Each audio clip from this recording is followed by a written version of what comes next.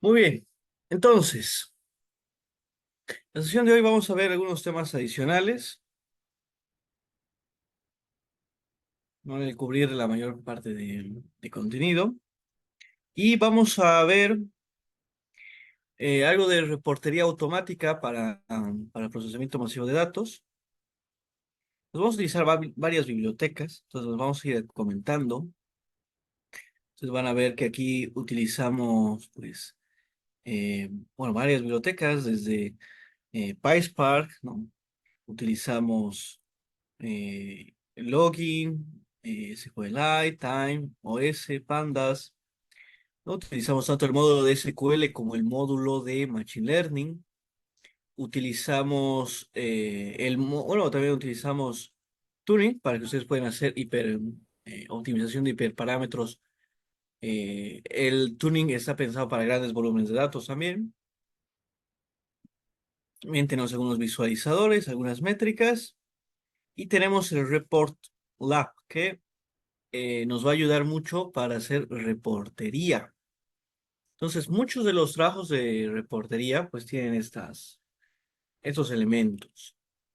Vamos a ir trabajándolos,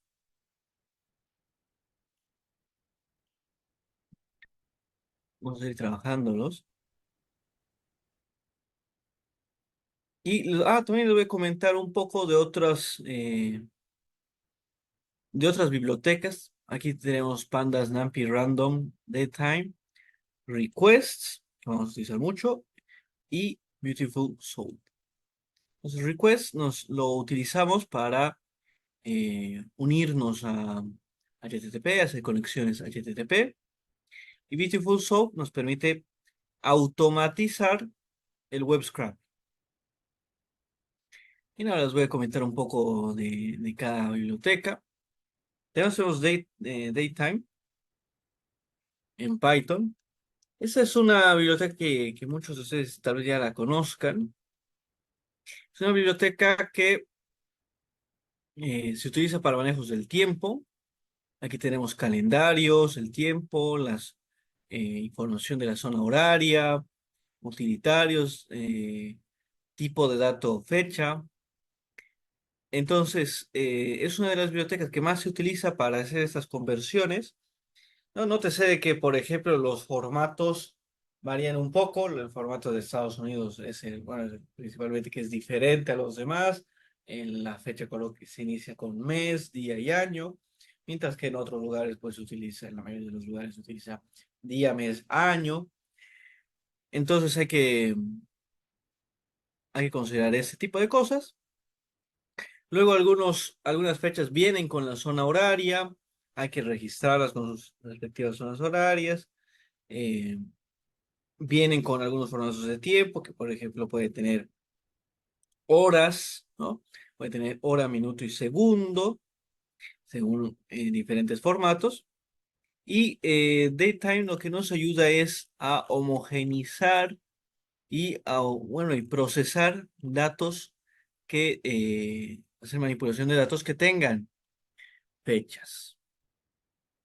Bien, para ello nos sirve Datetime. Muchos de ustedes ya la deben conocer. Esa es la biblioteca. Aquí pueden ustedes encontrar un montón de información, eh, un montón de documentación sobre la biblioteca.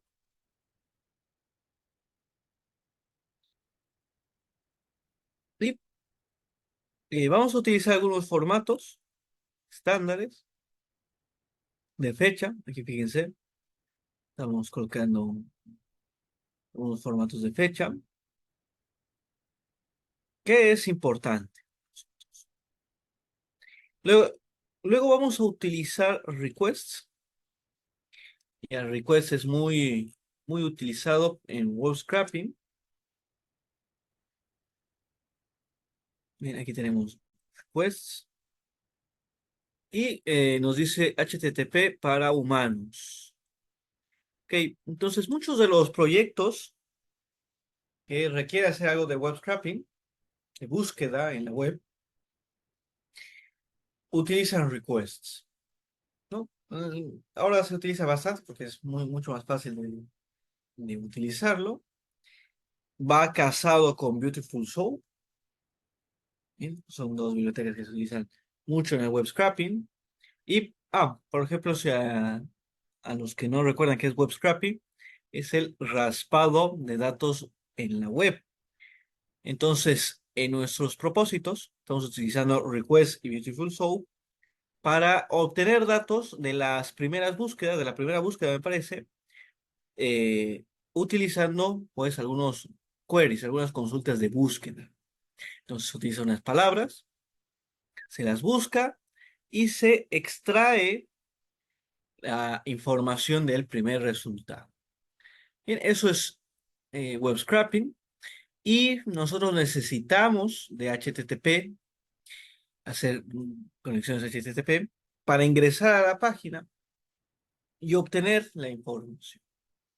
Entonces, para ello vamos a utilizar requests para obtener información de las páginas.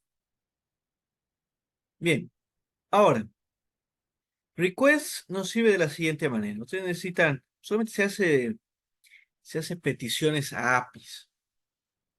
Bien, las APIs nos ayudan a comunicarnos entre, por ejemplo, los agentes externos, como somos nosotros, ahora con internos, ¿no? Dentro de un servidor, ¿no? Nos permite conectarnos a una página web, extraer la información de ellos, conectarnos, por ejemplo, a una base de datos que está dentro de una página web, etcétera. Entonces, nosotros utilizamos, por lo general, se usan APIs.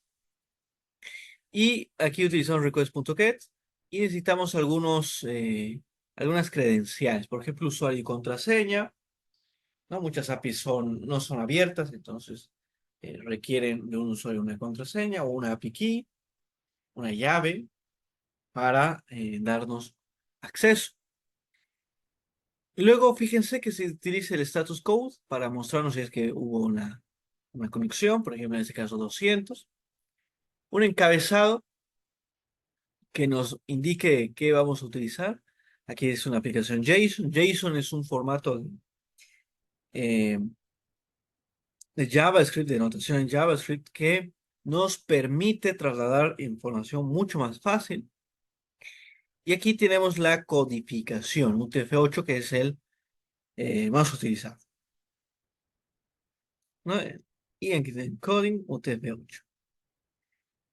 Bien, y luego si traemos el JSON, pues ya tendríamos la información a la que nos da acceso la API. Bien, entonces fíjense de que es bastante simple, ¿no? Requests, que eso mejora mucho, por ejemplo, cómo ustedes van o cómo nosotros vamos a obtener la información.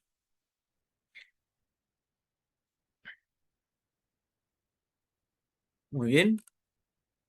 Entonces, ahora sí. Vamos a ver si la siguiente biblioteca, que es Beautiful Soup, vamos a comentarlo un poco. Ahora van a ver cómo es que se aplica. Esta es la versión 4, ¿no? A ver, vamos a ver. La versión 4, Beautiful Soup 4, aquí está. Entonces, ¿para qué nos sirve? Beautiful Soup se utiliza mucho en el web scraping. Fíjense que ustedes pueden obtener información de HTMLs, de XML files. Entonces, facilita mucho el web scraping. Bien, aquí hay algunas guías, por ejemplo, de cómo extraer información. Busca la información y la permite descargar, obtener, ¿no? Ustedes pueden obtener de XML, de JSON. Y bueno, en general podemos obtenerla de cualquier HTML.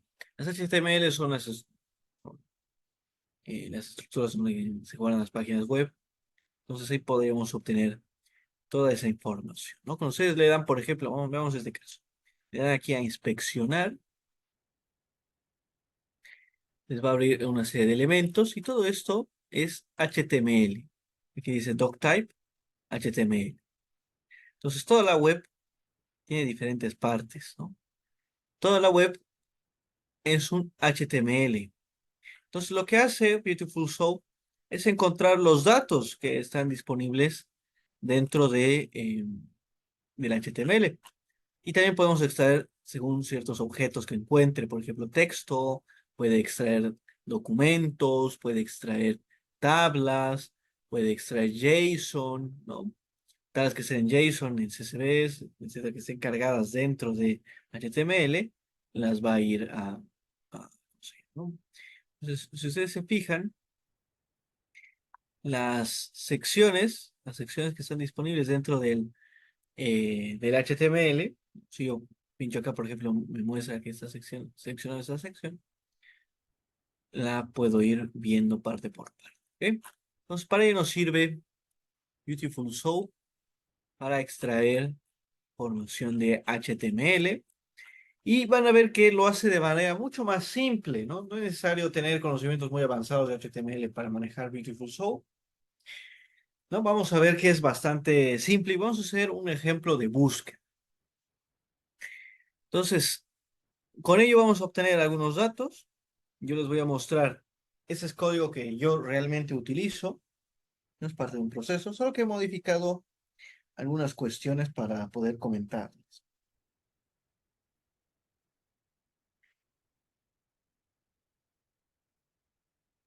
Bien, entonces, eh, aquí podemos utilizar bastantes herramientas, ¿no? Podemos utilizar bastantes herramientas y vamos a combinarlas. Y les voy a comentar un poco del tema, ¿no? Nosotros en mi empresa tenemos una base de datos que nosotros buscamos por contenidos, por productos, etcétera. Y hacemos una búsqueda en Google y raspamos, ¿verdad? Raspamos el primer resultado. ¿Bien? Y lo encontramos y lo raspamos y lo copiamos. ¿Bien? Entonces, ¿eso qué nos permite? Tener alguna descripción textual que va más allá de las simples etiquetas que ya tenemos. No se puede tener un nombre de producto, una fecha, etcétera. Pero sería interesante también tener alguna descripción, ¿no? Alguna descripción sobre el producto, sobre de qué trata, ¿no? A lo que nosotros le llamamos contexto. Y cuando ustedes entrenan cualquier modelo de inteligencia artificial, entonces entrenan o hacen análisis de texto o minería de texto, es muy útil siempre tener descripciones textuales de las cuestiones que estamos manejando, porque el análisis de texto así se enriquece, ¿no? Y pueden empezar a relacionar conceptos, palabras, ¿no? Contenidos, pueden empezar a relacionar con sus propios datos. Entonces vamos a hacer eso.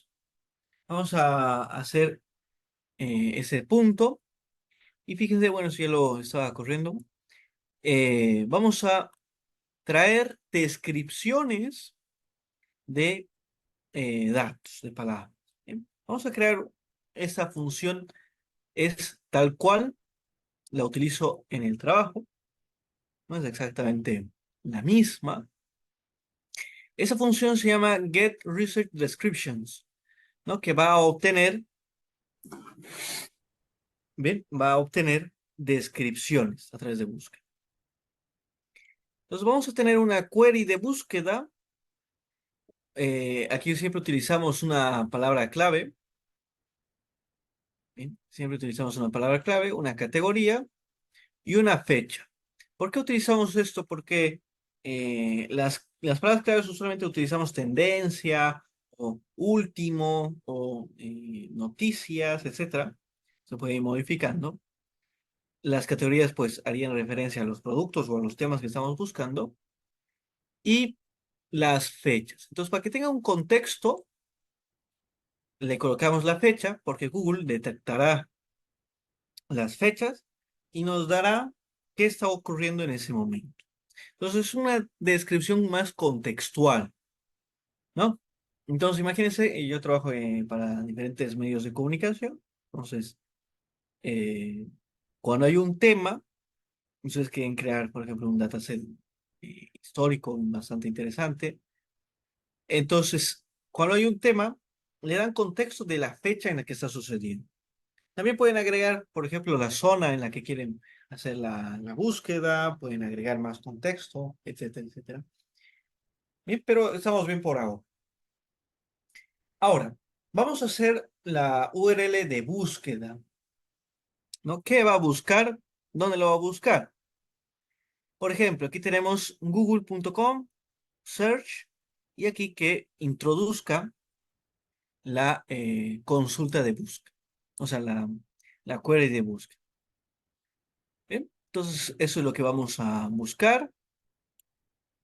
Vamos a tener un agente, el agente le podemos llamar user agent, desde, por ejemplo, un navegador que puede ser Mozilla 5.0. Entonces este navegador lo vamos a utilizar. Siempre se necesita un navegador para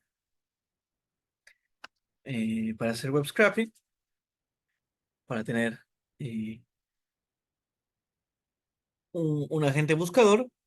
Y vamos a obtener una respuesta. Utilizamos requests, en este caso utilizamos requests.get, la URL, obtenemos el encabezado. Y ahora vamos a utilizar SOAP, Beautiful SOAP, ¿no? Vamos a tomar la respuesta y vamos a parsear el HTML para encontrar, ¿no?, esa información, para contraspar y encontrar el texto. Aquí vamos a extraer los resultados de la siguiente manera. Abrimos Descriptions, todavía está vacío, y entonces lo vamos a llenar con algunas cuestiones. Vamos a utilizar SOAP.select. Fíjense que vamos a utilizar este, este código que es estándar para encontrar el primer resultado de el resultado que tengamos de la búsqueda.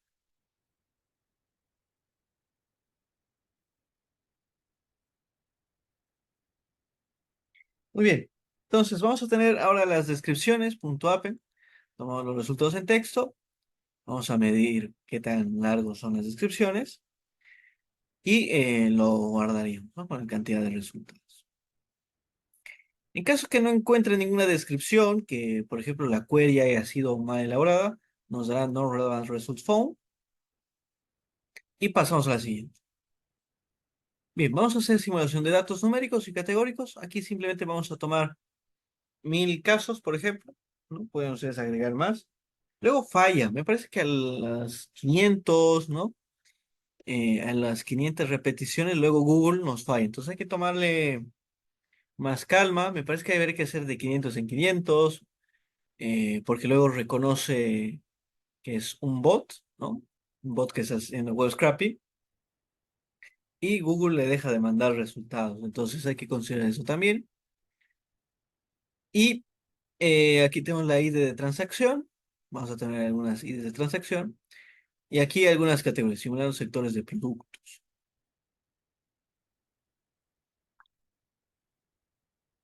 Bien, vamos a tomar algunas categorías. Eso obviamente lo he modificado, esos son datos simulados, pero fíjense que estamos tomando los sectores de diferentes productos, los electronics, clothing, food, books, sports, ¿no? Tenemos un montón de categorías que podemos estar utilizando y haciendo una búsqueda para encontrar las descripciones de cada una de ellas y juntarlos en nuestro dataset. Ok, ustedes luego pueden modificarlo por las categorías que a ustedes les interese, y luego también pueden agregar las palabras clave que también les interese. Pero esas son las categorías. Aquí estamos utilizando un montón de categorías para llenarnos de muchos datos. Muy bien, vamos a crear variables numéricas correlacionadas. Entonces fíjense que aquí simplemente estamos simulando que tengan correlación, ¿no? Cada una de ellas va a tener algún nivel de correlación. Y luego tenemos el monto de la transacción. Bien, fechas aleatorias en un rango de 2 años. Podemos agregar fechas aleatorias. Y variables categóricas adicionales. Por ejemplo, que tengan low, medio, high, ABCD, que sean categóricas, ¿no? North, South, East, West, como una zona, por ejemplo. Urban, rural, single, married, divorce. ¿no? Red, blue, green, yellow, que sean variedades categóricas que nos puedan servir para nuestros propósitos. Y aquí ustedes pueden cambiar las palabras clave.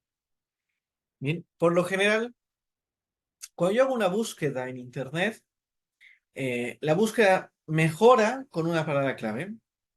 Entonces, si yo le pongo trends, que son tendencias, me va a colocar, como estamos utilizando esa palabra clave, los resultados van a tener que tener la palabra tendencias. Entonces, si quiero hacer, por ejemplo, ver las tendencias de moda, ¿no? O ver, por ejemplo, la tecnología que está en tendencias, ¿no?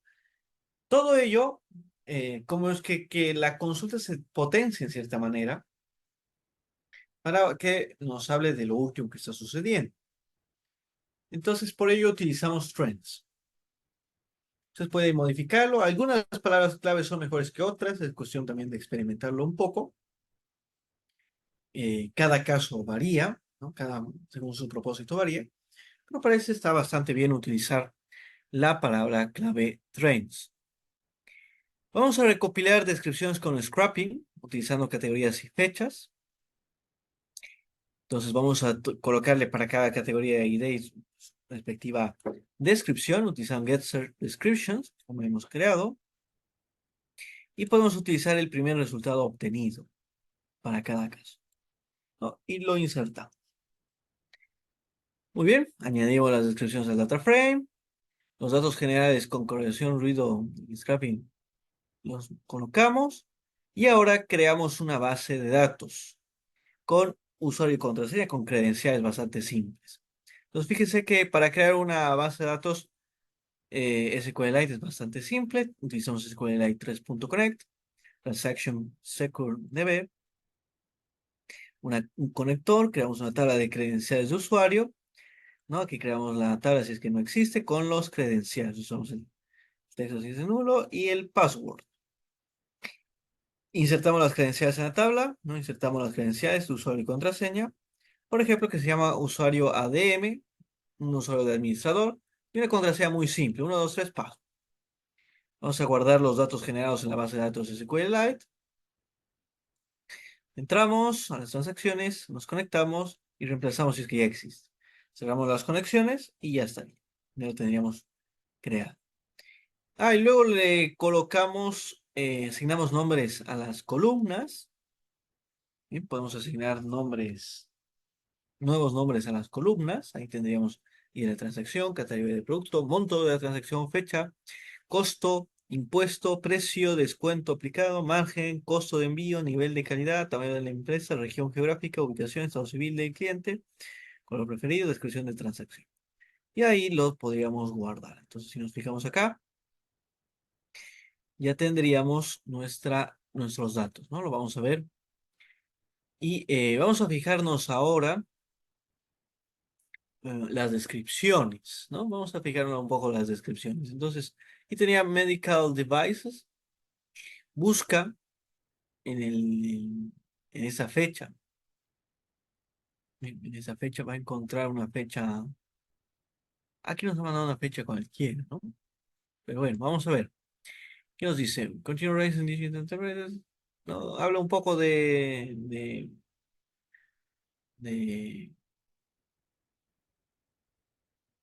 habla un poco del caso.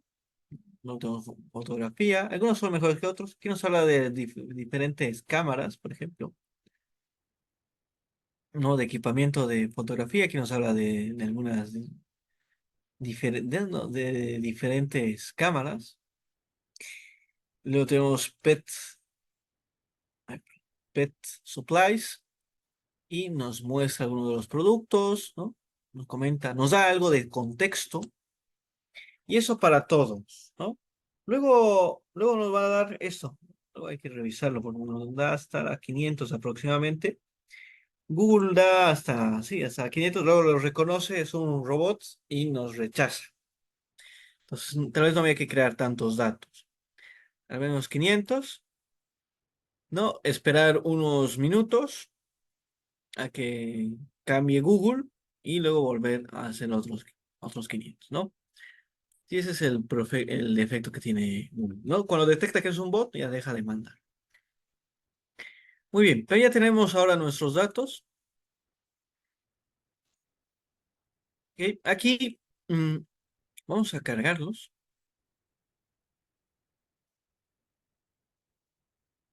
Y ahora vamos a instalar PySpark. Y aquí vamos a cargarlo en nuestra base de datos y vamos a utilizar PySpark.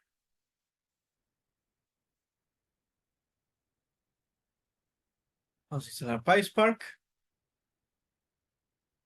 Entonces, la parte de conseguir datos, pues ya lo hemos resuelto. ¿Ok? La parte de conseguir los datos. Y ahora podríamos procesarlos, ¿no? Es decir, podríamos ahora hacer análisis, ¿no? Un procesamiento de datos, manejo de los módulos de SQL y de Machine Learning, y crear sobre todo un reporte. Bien, ¿por qué? ¿Por qué es importante los reportes? Casi todo lo manejamos ahora por reportes. Algunos son muy buenos haciendo reportería automática. Les gusta mucho porque así ven de un tirón, en una o dos páginas, de un tirón la información y ya pueden determinar y tomar decisiones. Bien, ahora fíjense que aquí tenemos utilizando el JDBC, nuestro driver de SQLite. Entonces vamos a instalar, siempre utilizando eh, nuestro driver. Y ahora voy a comentaros un poco de estas otras bibliotecas que vamos a incorporar. La primera es esta, es un escritor de Excel que se llama XLSX Writer. ¿Ok? Este es uno de los más interesantes.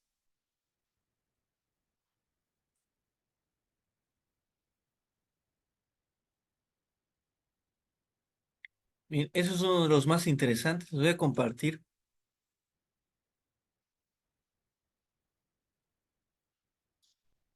Bien, uno de los más interesantes para reportería automática, que se llama XLSX Writer.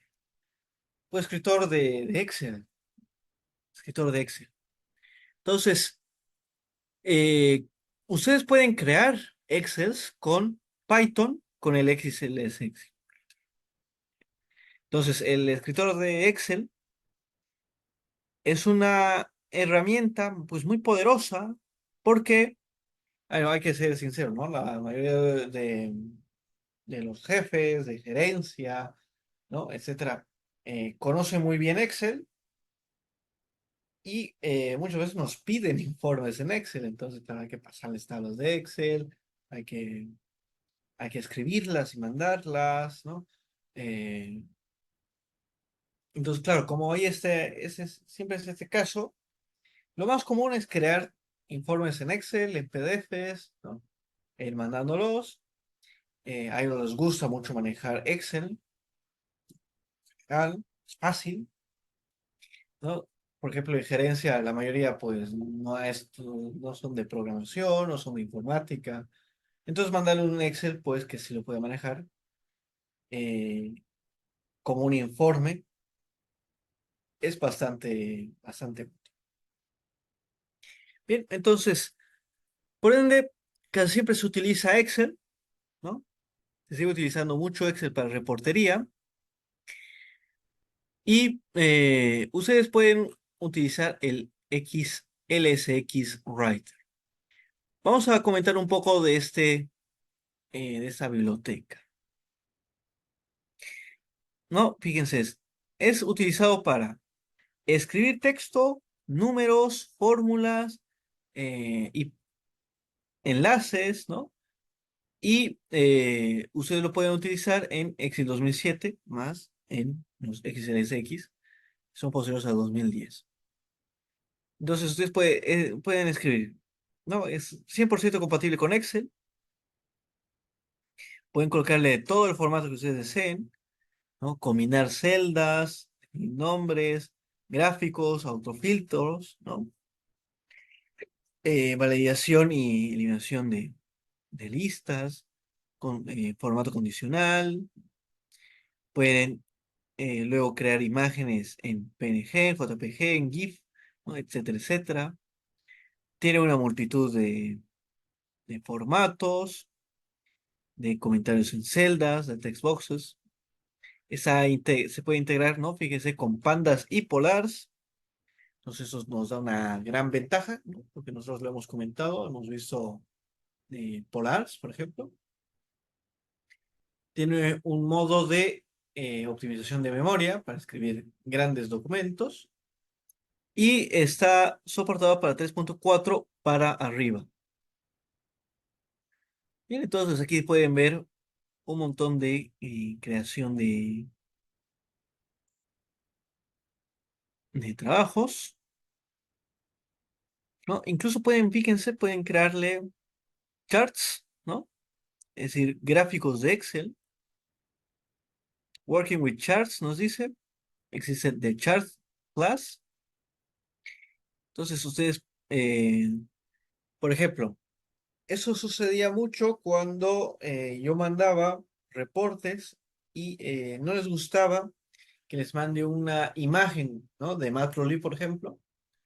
No les gustaba, tampoco les gustaba que sea en HTML, etcétera. Y a ellos les gustaba que sea un gráfico de Excel, porque cuando eso se mandaba a una editora eh, y la editora no sabe manejar otras cuestiones. Entonces, para ello utilizábamos XWriter para la reportería automática. Luego ya ella lo editaba, ¿no? Su cuenta. Pero fíjense que lo útil que es esto.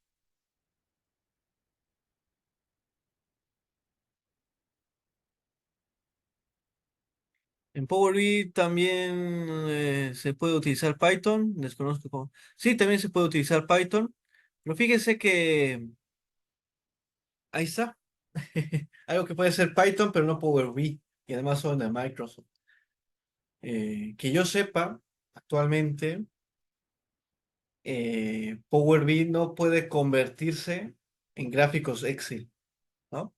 Entonces pruébenlo, porque son esos gráficos. Es gráficos que ustedes generan aquí en Excel. Creo que Power BI todavía hoy no puede hacerlo. A ver, lo van a confirmar,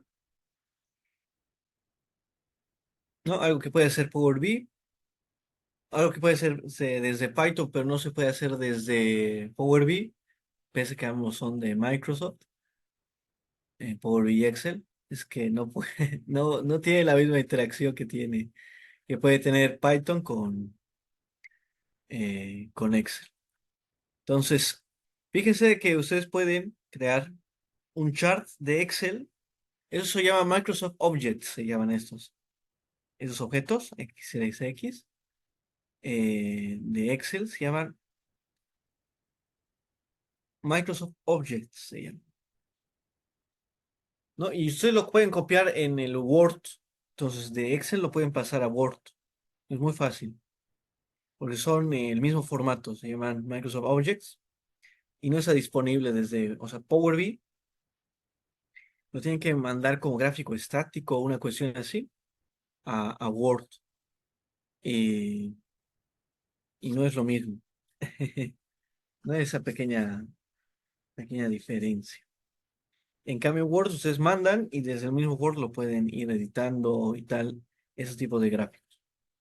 Bien, entonces aquí fíjense que ustedes pueden mandar todo tipo de gráficos desde Python a Excel, ¿no? Pueden subir esos gráficos desde Python a Excel y eso les va a ayudar mucho en reportería. Sobre todo porque sabemos que nuestros colegas, como no manejan programación o no les sigue gustado mucho el Excel, entonces nosotros podemos automatizar reportes en Excel con XLSX. Bien, denle una mirada a, a esta biblioteca. Bien, nosotros lo vamos a utilizar para propósitos bastante concretos, como es creación de tablas para obtener resultados. Y también vamos a utilizar el Report Lab. que es otra biblioteca muy utilizada en Python para reportería automática.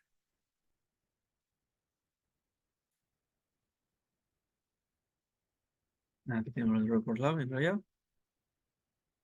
Ta, ta.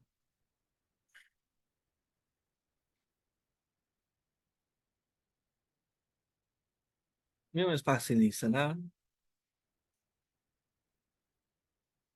Report lab.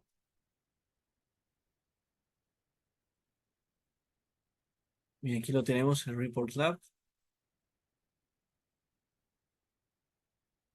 Que nos sirve para crear PDFs de forma simple.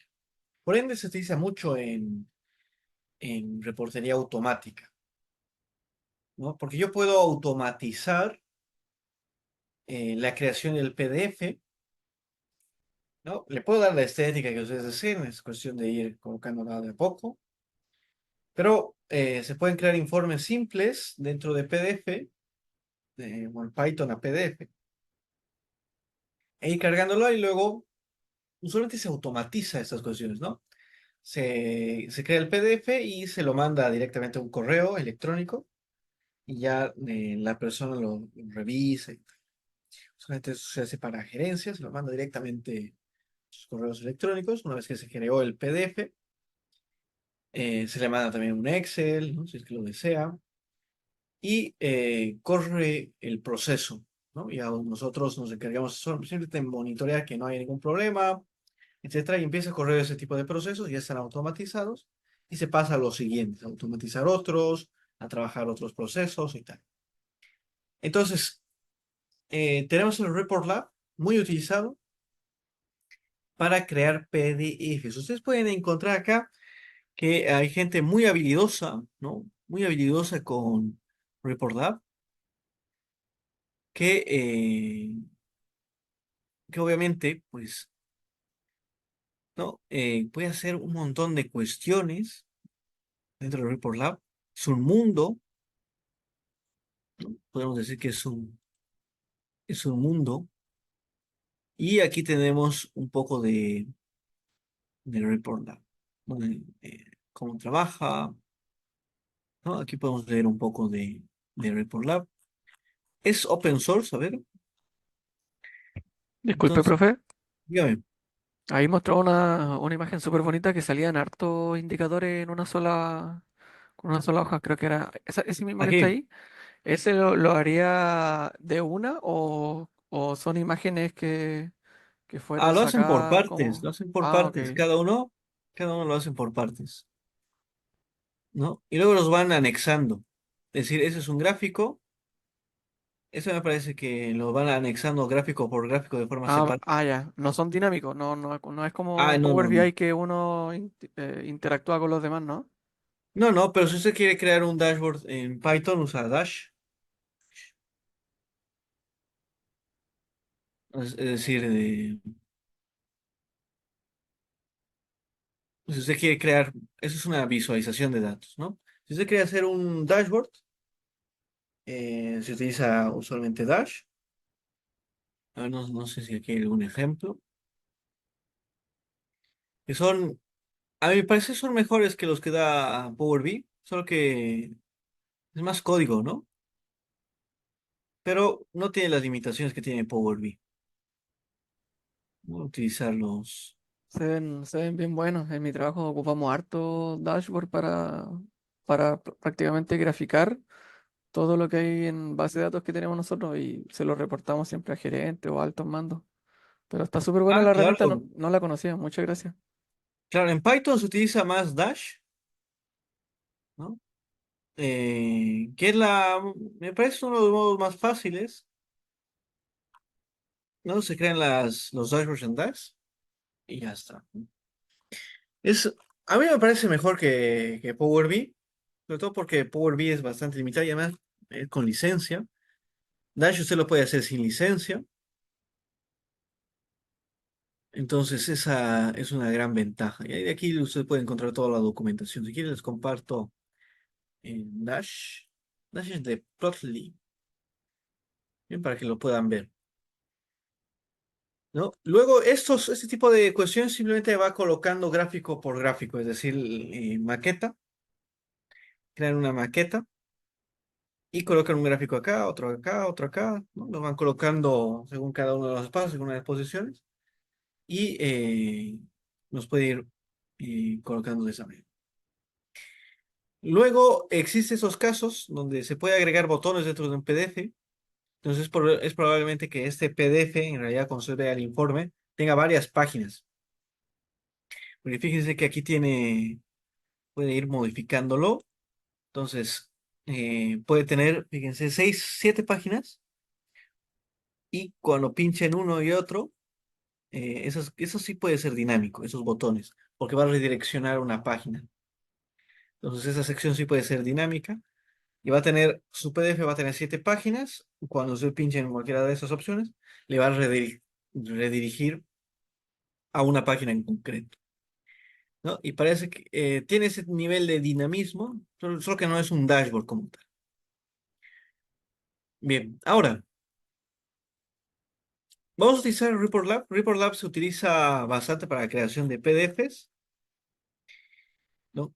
Gran parte de bueno, un montón de, de reportería automáticas se hace con Report Lab, ¿no? Fíjense que aquí tiene ejemplos de diferentes gráficos que pueden incorporar dentro del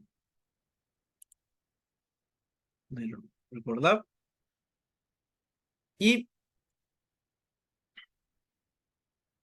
aquí podemos encontrar la biblioteca, ¿no? Y podemos ver cómo es que se maneja, ¿ok? Entonces, nosotros utilizamos usualmente eh, Python, ¿no? Ustedes pueden utilizar, lo hacemos directamente con Python, ¿no? Y fíjense que también está disponible para JavaScript, entonces también lo pueden utilizar. Esta es open source, entonces eh, la versión libre es la que nosotros usualmente utilizamos. Y pues es bastante fácil, ¿no? Que está código Python, cómo utilizarlo. Bastante fácil de utilizar para hacer reportes simples. Vamos a hacer algunos reportes simples y ustedes pueden encontrar aquí toda la documentación para crear reportes muy bonitos, ¿no? Organizados, etcétera. Muy bien, entonces vamos a instalarlo, el Report Lab. Luego tenemos, bueno, tenemos Time, SQLite, es Pandas OS, que es de un sistema operativo. Tenemos Login. Voy a comentar un poco del login. Ahora se utiliza mucho el manejo de logs.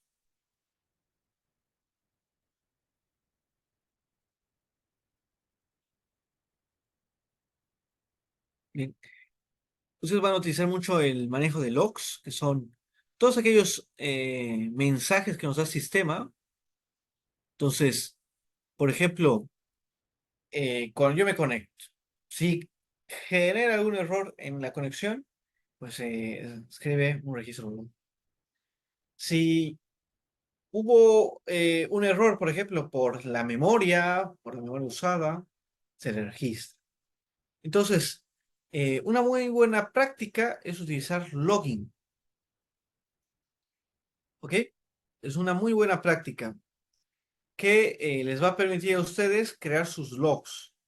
Y ahí van a tener todo el proceso, ¿no? Todo el proceso que van a llevar a cabo y van a poder registrar los logs de cada fase del proceso. Bien, que entré, puse mis credenciales a tal página, ¿no? Si pasó bien, ¿no? Si no, mando algunos mensajes y podemos leerlos. Entonces, almacenar logs nos sirve a nosotros para identificar problemas, si es que existió algún error, identificarlo, qué ha sucedido, ¿no? Paso por paso, y luego puedes generar una solución. Bien, para ello utilizamos el login. Y aquí pueden ver cómo es toda la documentación del login. la información, cómo la traemos, ¿no? Luego tenemos el debug, que nos va a permitir tomar información típica para diagnóstico, entonces, que ayuda al desarrollador, o sea, nosotros en este caso, para encontrar eh, qué, qué ha pasado, ¿no? La información, ¿no? ¿Qué es lo que se esperaba? Los warnings, las advertencias que nos puede dar el sistema y los errores, ¿no? También los críticos, si es que, por ejemplo, hace de que todo el sistema caiga, ¿no? Entonces, ahí tendríamos los errores, por ejemplo, que son problemas más serios y que son críticos, que pueden afectarnos. Entonces, hay que considerar todo esto dentro del login. Entonces, una muy buena práctica es hoy utilizar logins y ir registrando paso por paso la mayoría de los casos que vamos a utilizar. Y para ello utilizamos el login, ¿no? Luego fíjense que tenemos PySpark, el módulo de SQL, Spark Sessions, PySpark SQL Functions, como F, por ejemplo, porque ahí colocamos todas las funciones, los tipos, para colocarlas, todos los tipos bueno, todos los tipos de SQL, ¿no? Interact type, float, ¿no? Datetime, etcétera, etcétera. Luego vamos a manejar los pipelines, que ya los hemos visto, ¿no? Cuando estamos manejando PySpark, cuando manejábamos, utilizamos los pipelines para dividir en stage, ¿no? Dividir el paso a paso, no, sí, el paso a paso que necesitamos para realizar una operación y un procesamiento de datos. Entonces, para ello utilizamos los pipelines. Entonces, colocamos los stage, colocamos el primer stage, el segundo, el tercero, el cuarto, para mantener un orden en el procesamiento y que nos permita, ¿no? Sistematizar el procesamiento. Bien, luego vamos a utilizar algunas características de tiene feature. Vamos a utilizar el string indexer, nuestro indexador de texto, que es muy útil porque vamos a manejar nosotros también texto. Vamos a utilizar vector ensemble, un ensamblador de vectores. Habíamos comentado las grandes ventajas que tiene el trabajo con vectores. Luego tenemos standard scalar para manejar datos estandarizados, normalizados, que usualmente es el paso previo de la mayoría de los modelos. El tokenizer, como vamos a utilizar texto, vamos a asignarle una versión numérica a cada una de las palabras, ¿no? Para irnos a ir el tokenizer. Stop words remover. Bien, las stop words, no sé si lo hemos comentado, pero las stop words son aquellas palabras vacías. Entonces, por ejemplo, en el español tenemos pronombres, artículos, etcétera, etcétera, que son palabras vacías que no aportan información y utilizamos los stop word remover para retirarlos. Entonces, así nos quedamos sobre todo con palabras que nos interesen, como sustantivos, ¿no? Nombres, palabras que guarden relación entre otras y abstraer, quitar, no. Entonces, para ello utilizamos los stop words y los removemos con el remover, que es bastante importante. Vamos a utilizar hashing TF e IDF. Bien, eso nos sirve para el análisis TF-IDF. El hashing TF y el IDF. ¿No? Ustedes recuerden que lo hemos comentado, ¿no? TF-IDF nos sirve para ponderar el peso, por frecuencia de cada una de las palabras, primero en párrafos y luego en el texto completo. Entonces, bueno, en oraciones o en párrafos y luego en el texto completo. Entonces, eso nos muestra la importancia, pero medida por frecuencia, de las palabras. Pues habrá palabras que tengan mayor importancia que otras, que tengan mayor peso en los textos que otros, de modo tal que sean representativos para los textos, ¿no?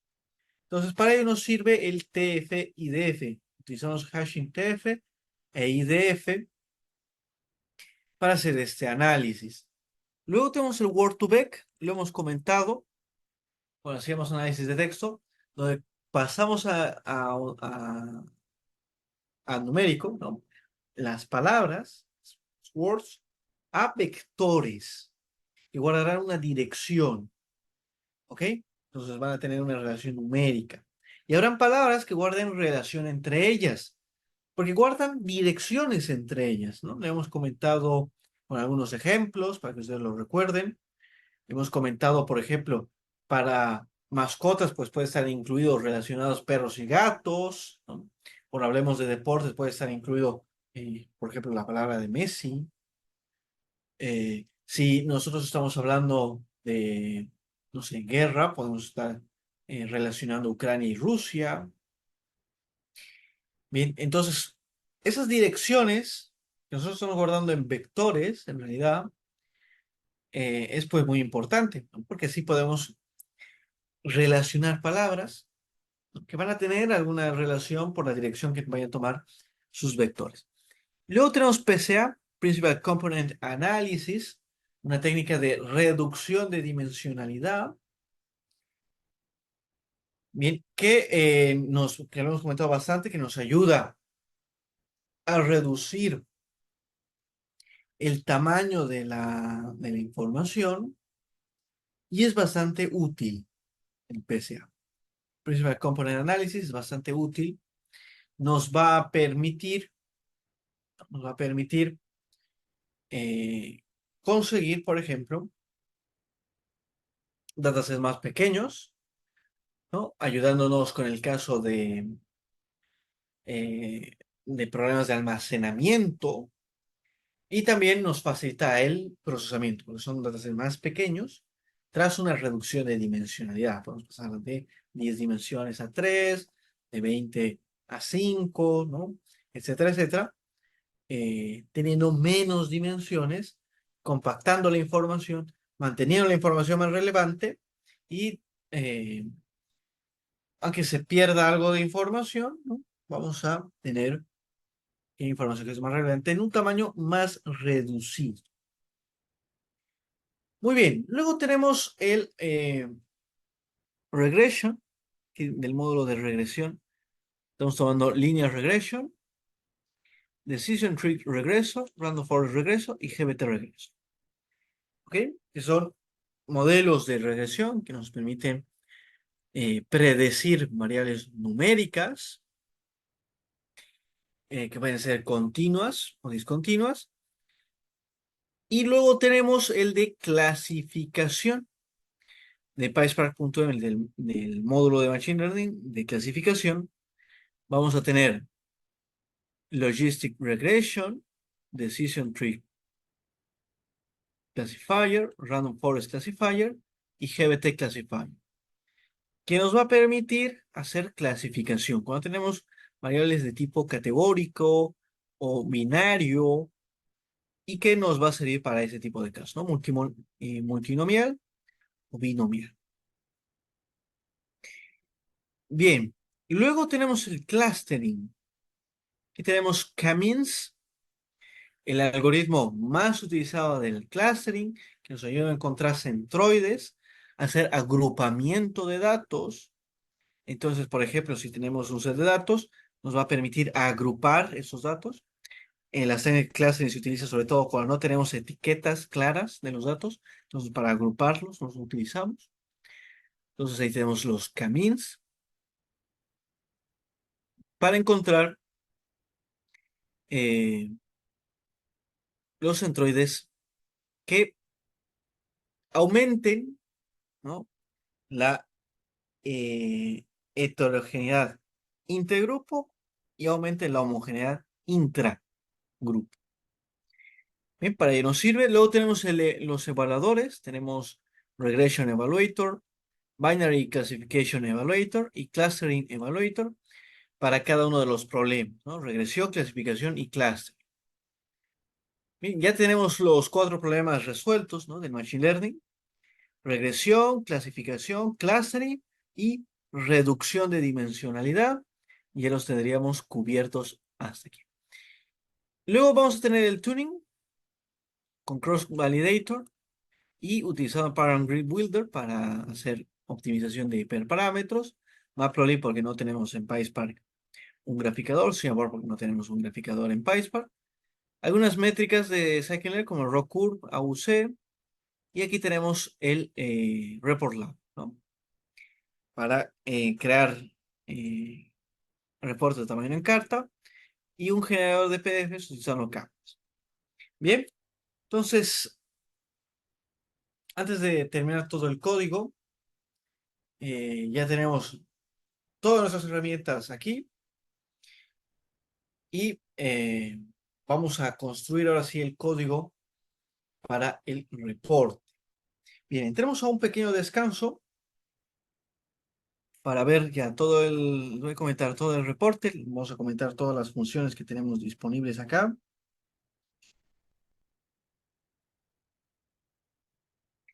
Bien, para que ustedes vean cómo se crea el reporte con el reporte completo y bueno, pues puedan luego utilizarlo, ampliarlo, modificarlo, como ustedes deseen. Ok, entonces,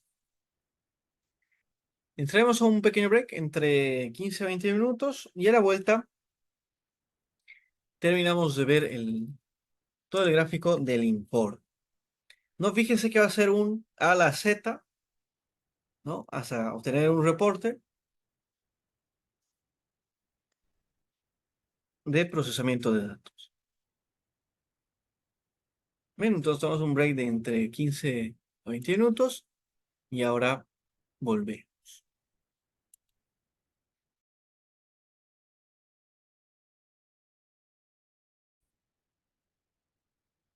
Bien, entonces estábamos viendo los logins. Vamos a hacer una configuración básica de login simplemente para el registro. Vamos a traer login.info para traer la información de los logins en el formato con un tiempo, un nivel de nombre y el mensaje concreto y nos va a mandar el registro del login. Vamos a crear un directorio para guardar los modelos y resultados si es que este no existe. Vamos a guardar que se llame models y otro que se llame results para ver los modelos y los resultados. Ok, vamos a utilizar SafePath utilizando la biblioteca del sistema operativo OS, darlo y vamos a tener los gráficos en la dirección, en el directorio de resultados. Entonces, parte de los resultados van a ser gráficos. Entonces, lo vamos a incorporar en esta sección. Pues muy bien, vamos a crear los directorios utilizando OS, ¿no? Que es la biblioteca para manejar el sistema operativo.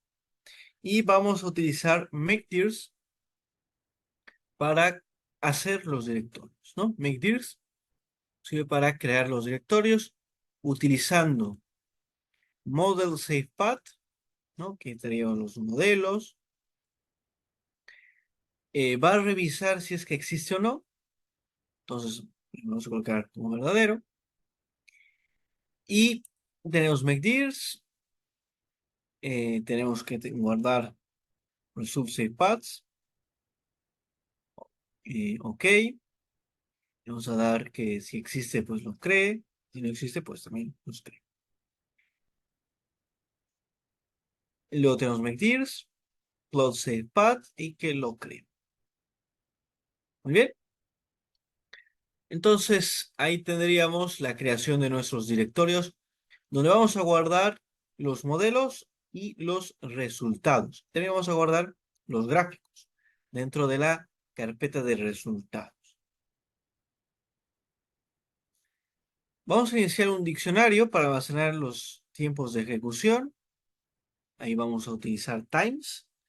Y como les comentaba, times, bueno, se utiliza mucho el análisis del tiempo, ¿no? Ustedes tienen que ir contando cuántos segundos demora cada uno de los procesos, ¿no?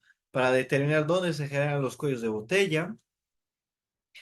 Entonces, mientras más detallado lo tengan, pues mucho mejor, porque pueden encontrar puntos para mejorar, procesos para mejorar, ¿no? Encontrar dónde están los cuellos de botella, qué cosas tengo que tomarle más atención que otras cosas, etcétera.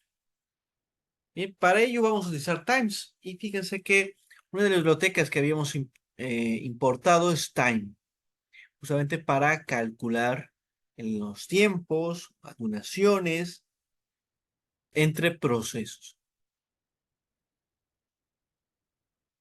Muy bien, ahora sí, vamos a comentar la función de iniciar sesión de Spark.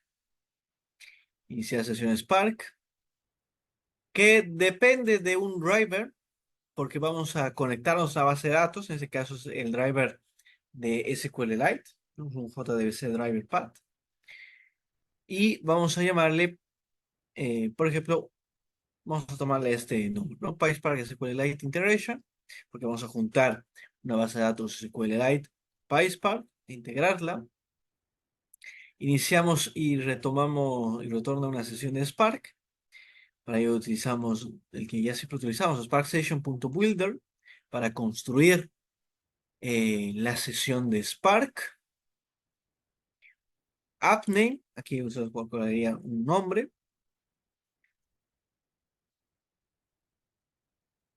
Por ejemplo, utilizaremos este. Una configuración, utilizamos spark.jars para tener nuestro driver, ¿no? JDBC driver path. ¿Qué es este? ¿No? Que lo vemos por acá. SQLite JDBC.jar. Es justamente este. Vamos a crearlo o tomarlo. Si es que ya existe, pues lo vamos a tomar, pero el control nos va a crear la sesión. En login info ponemos sesión de Spark iniciada y vamos a retornar Spark. Si es que existiera algún error, por ejemplo, login error, ¿no? Nos dirá error al iniciar la sesión de Spark y que nos muestre el mensaje de error, ¿no? Para guardar, si es que existiera algún tipo de error, para guardar el mensaje de error, lo vamos a tomar en login.error. Muy bien. Ahora, vamos a utilizar vamos a crear otra función que se llama cargar datos de Spark. Bien, como su nombre indica. Vamos a cargar datos desde SQLite a un data frame de Spark.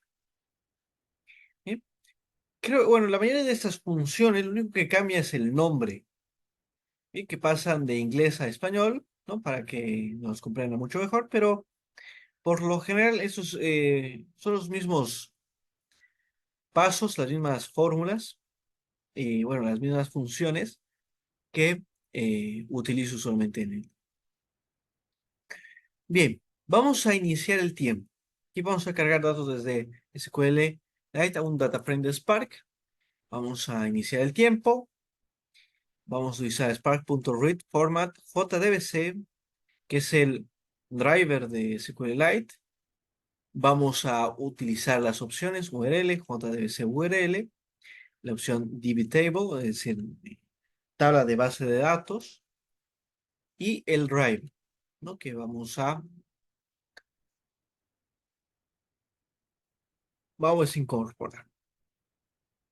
Bien, y lo cargamos. Finalizamos con ntype, time to time, para saber cuánto ha durado el proceso. Y aquí colocaríamos en type menos start time, que nos da la duración. Bien, para calcular el tiempo a finalizar menos el tiempo a iniciar, y veríamos cuánto ha demorado. Datos cargados en PySpark, aquí colocaríamos la duración, ¿no? Utilizando dos decimales en segundos. Muy bien. Nos guardamos en un data frame, la duración y manejo de excepciones, ¿no? Siempre manejo de excepciones, una muy buena práctica. Vamos a tener login.error y que nos muestre el error, si es que este existe. Bien, vamos a hacer exploración y limpieza.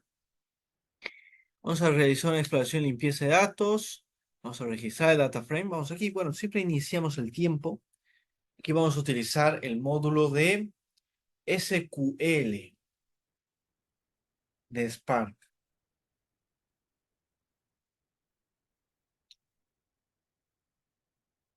Bien, ahora vamos a registrar el data frame con una vista temporal para consultas SQL. Read or replace TempView. Aquí tenemos las transactions. Y vamos a hacer una consulta de SQL avanzada para filtrar transacciones con un monto mayor a 500, por ejemplo. Nos vamos a seleccionar diferentes columnas, ¿no? La de ID de la transacción, categoría del producto, monto de la transacción, fecha, costo, etc. Y vamos a tener de transacciones donde el monto de transacción sea mayor a 500. Y con ello, pues vamos a separar un poco los datos. Vamos a hacer una agrupación promedio del monto de transacción por categoría de producto. Entonces, ¿esto qué quiere decir? Vamos a utilizar GradedDF, FilterDF, vamos a filtrar algunos datos, utilizamos group by, categoría de producto, punto, agregando, ¿no? El promedio del monto de transacción como un alias. Aquí, promedio del monto de transacción. Y finalizamos en time to time. Y calculamos la duración entre el inicio y el fin, entre el fin y el inicio. Y colocamos una información en los registros de log. Aquí colocaremos la exploración y limpieza de datos, está completada en tantos segundos y lo guardamos. Vamos a retornar los datos filtrados, agregados y la duración. Y ahora, como siempre, hacemos manejo de excepciones. La excepción la conocemos como la E y decimos login.error, error en la exploración y limpieza de datos, en E, y lo vamos a registrar, ¿no? Vamos a registrar si es que existió algún error.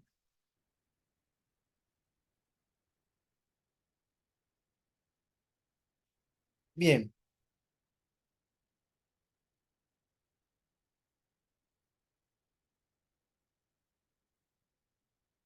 bien, vamos a ver la siguiente función.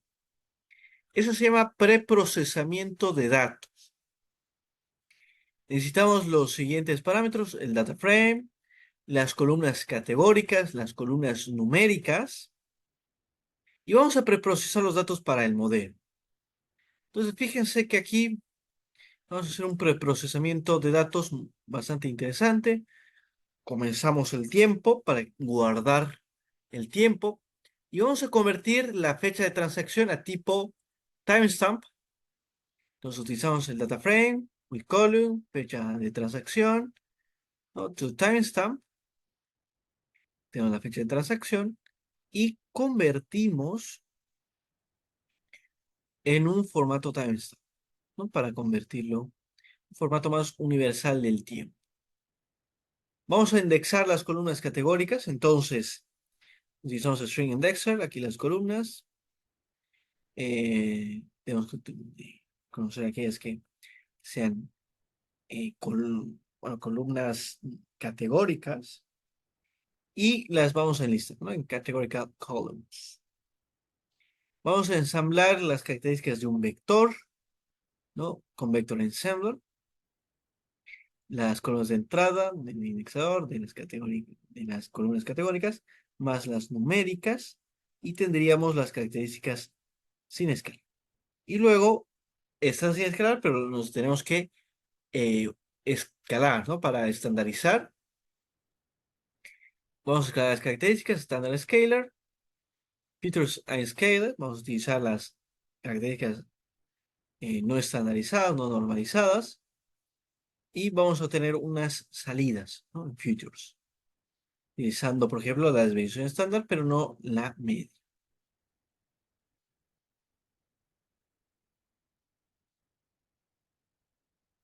Bien, vamos a crear un pipeline de preprocesamiento. Entonces, eso nos va a servir bastante, ¿no? Para ordenar un poco el trabajo. Utilizamos preprocessing pipeline, y tenemos los stages del indexer, el ensambler y el scale, ¿no? En ese orden. Indexer, ensambler, scale. Para tenerlo bastante bien, ¿no? Ajustamos y transformamos los datos con el preprocessing start time para aquí comenzar el tiempo.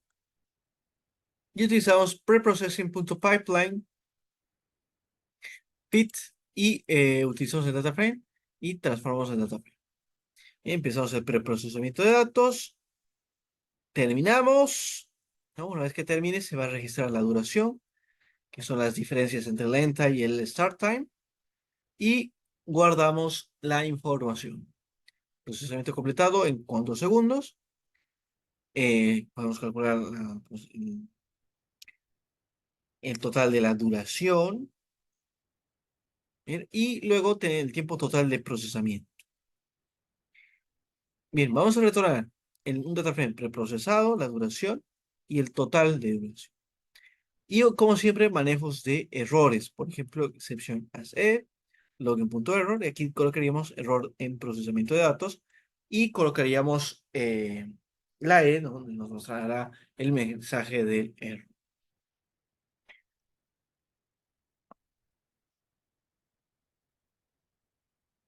Muy bien. Ahora, vamos a ver las funciones para entrenar modelos. Vamos a entrenar modelos de regresión, de clasificación y de clustering. Entonces vamos a ver un poco de ellos. Bien, tenemos la función entrenar modelos de regresión utilizando preprocessing DF, data frame, features code y label code. Vamos a entrenar múltiples modelos de regresión y retornar los modelos y sus tiempos.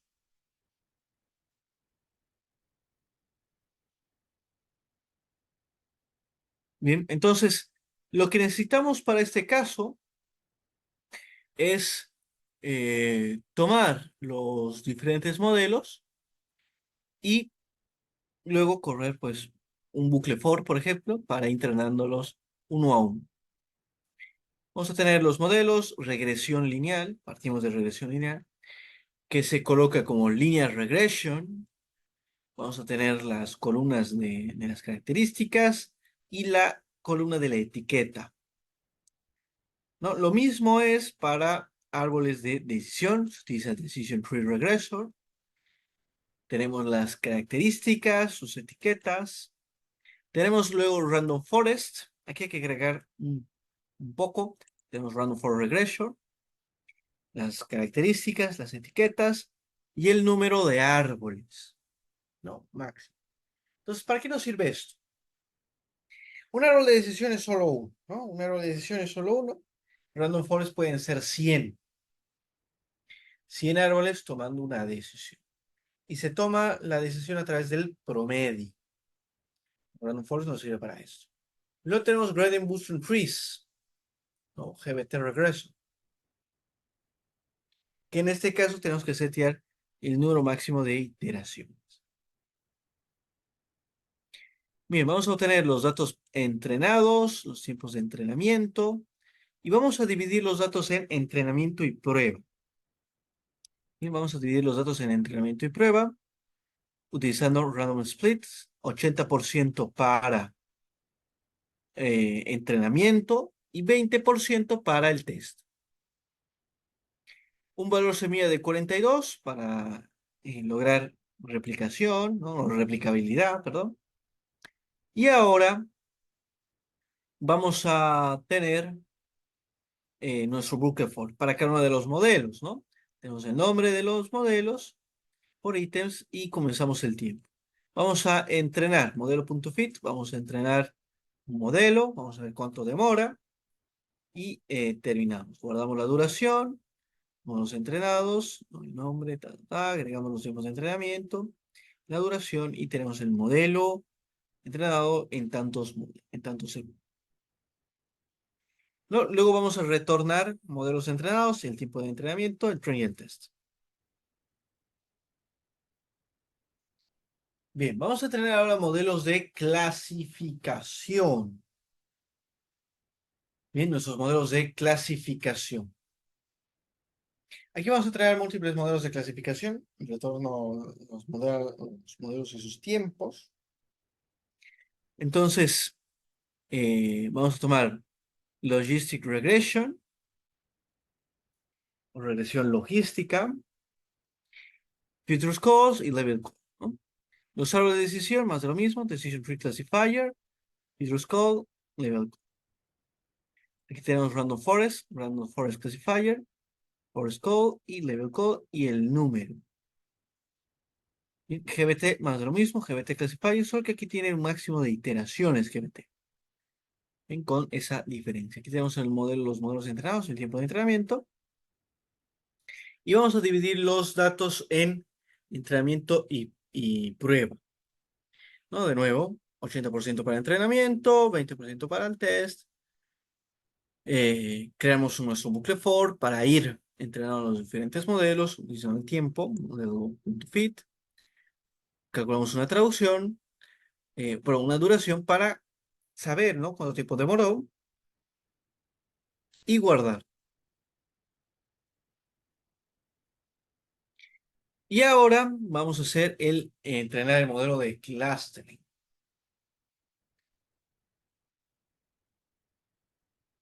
Y vamos a entrenar el modelo de clustering. Bien, vamos a entrenar el modelo de Camins, ¿no? El más utilizado, el algoritmo más utilizado en clustering, que se llama Camins. Hacemos time.time, hacemos Camins, Futures Call, tenemos aquí nuestras columnas, lo guardamos y ahora vamos a utilizar camins.fit para los datos en preprocesamiento. Time to time, guardamos la duración y tenemos el modelo de Camins entrenado para tal duración en segundo. Bien, vamos a crear una excepción y vamos a colocar las excepciones. Error al entrenar el modelo de Camins para la E. Y con ello tendríamos ya entrenado nuestro modelo de Camins, de clustering, ¿no? Que nos lo va a agrupar según un número de Ks. Aquí estamos utilizando 3 por defecto, se puede modificar. Se puede optimizar el número de Ks también, ¿no? Por defecto va a ser 3 y se puede optimizar a través del método de codo, ¿no? O elbow method.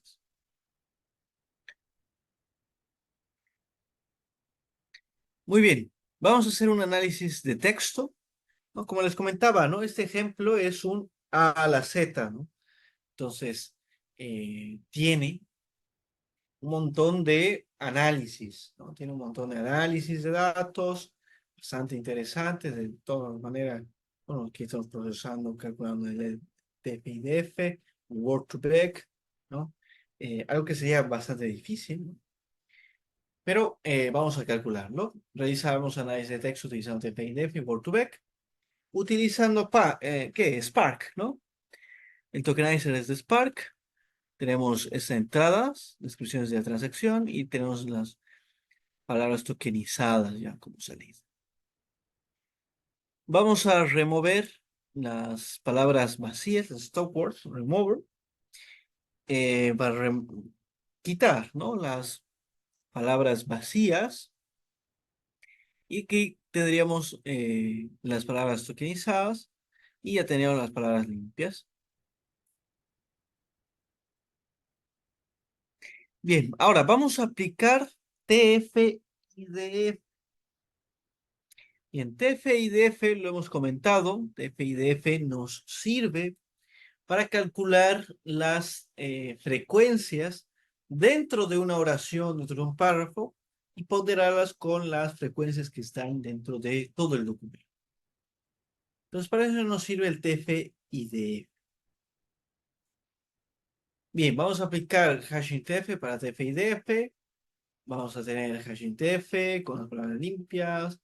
Luego tenemos las características en bruto. Un número de características, por ejemplo, 1000. Luego pasamos a IDF, ¿no? O raw futures, input color raw futures. Y la salida sería TF y DF, ¿no? Vamos a aplicar word to vec. Bien, vamos a aplicar word to vec a las palabras limpias y vamos a tener las características de word to vec separadas, ¿no? Un tamaño de word de vectores de 100 y un mínimo conteo de 1. Bien, vamos a crear un pipeline de análisis de texto. Entonces ahí tendríamos un pipeline con los siguientes stages: tokenizer, remover, hashingtf, idf y word2vec, ¿no? Que sean esos 5 para este caso. Ajustamos y transformamos los datos con time, utilizamos textpipeline.feed, model.transform en los datos preprocesados y vemos la duración. Es de texto completo en cuántos segundos, tipo total en análisis de texto, pues hay que verlo también en segundos, y el error en análisis de texto.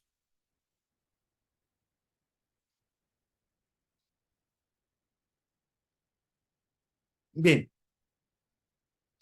vamos a ver las funciones de evaluación. Aquí vamos a evaluar modelos de regresión. Entonces tenemos los modelos, el test de F, ¿no? Las etiquetas, el precio de la lista. Y vamos a evaluar los modelos de regresión y retornar los resultados. Evaluemos la regresión con Regression Evaluator. Aquí vamos a utilizar la columna de etiqueta, las predicciones y el nombre de la métrica, en este caso el RMC, para obtener los resultados. Bien, luego vamos a tener el nombre para cada nombre dentro del modelo. Vamos a crear aquí unos ítems. Y vamos a tener algunas predicciones. Utilizamos modelo.transform en el test de. Entonces vamos a utilizar el evaluador, evaluador.evaluate para las predicciones. Y vamos a obtener los resultados, guardándolo de la métrica de error que hemos colocado aquí, ¿no? Que vamos a colocar el MC, que va a ser nuestra métrica de error, es la raíz del error medio cuadrático, ¿no? Root mean squared error. Bien, entonces es muy bueno, es una métrica muy buena, penaliza muy bien las grandes diferencias, entonces está muy bien para utilizar. Luego podemos evaluar los modelos de clasificación y retornar los resultados utilizando Binary Classification Evaluator, utilizando las columnas etiquetadas, Raw Prediction para verlo.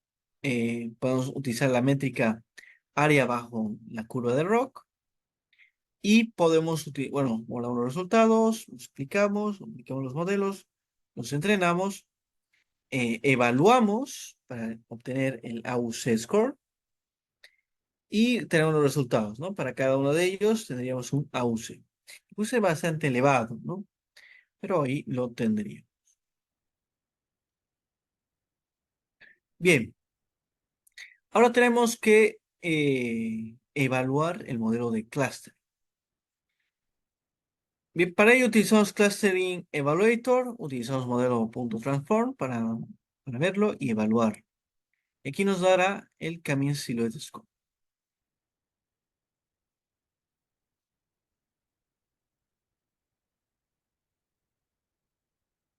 Muy bien.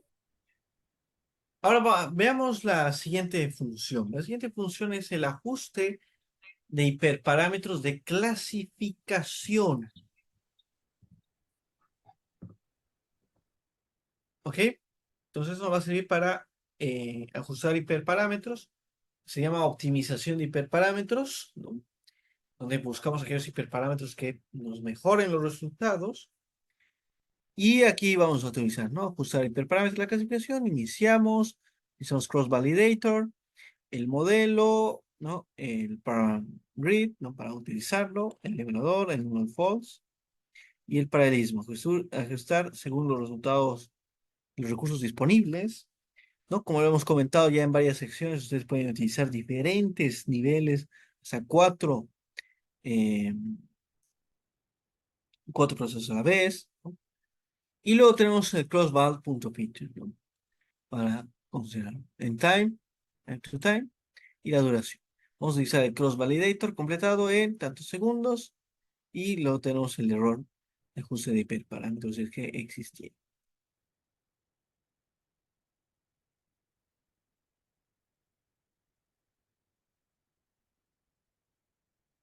Bien,